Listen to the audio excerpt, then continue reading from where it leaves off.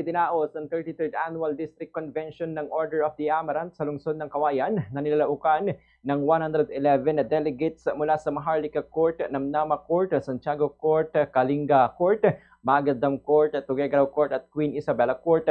Ayon kay Honored Lady Louise Ang, Grand Royal Matron ng Grand Court of the Philippines, patuloy na tinutupad ng kanilang organisasyon ng advokasiyang pagtulong sa komunidad.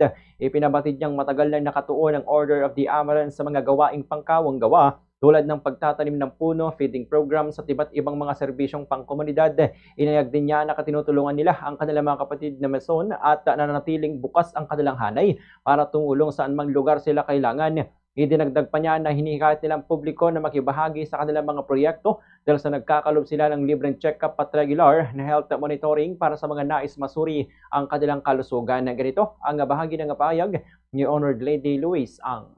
Natin sa mga kapatid natin, kami ay tumutulong din sa mga proyekto ng mga Mason, kapatid nating Mason, dependent body kami nila, at kami ay tumutulong sa ating mga project ng mga government natin, katulad ng mahalin natin ng ating Mother Earth, nagtatanim kami ng mga puno, nagbibigay kami ng mga sa Brigada Eskwela, sa mga feeding sa mga batang malnourished, livelihood ng mga ating mga kapatid ng mga nanay para makatulong kami. Kami po ay bukas palad na tumutulong at ginagampanan namin ng proyekto para sa kahit anong paraan ay Samantala, binigyan din naman ni Ginoong June Santos ang District Deputy Grand Royal Patron sa pinaigting nilang kampanya para sa diabetes awareness.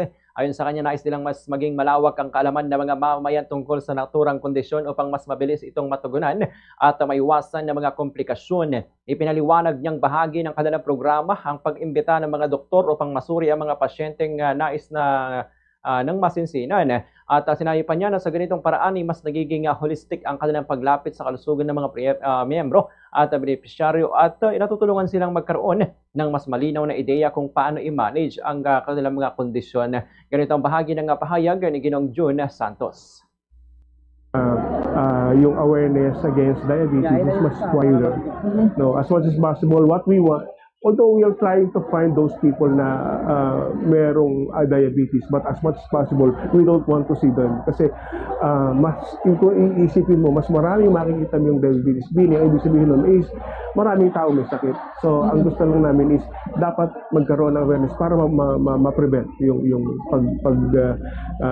pagdami ng diabetes by having a healthy lifestyle. And then, para makatulong din natin sila, para hindi sila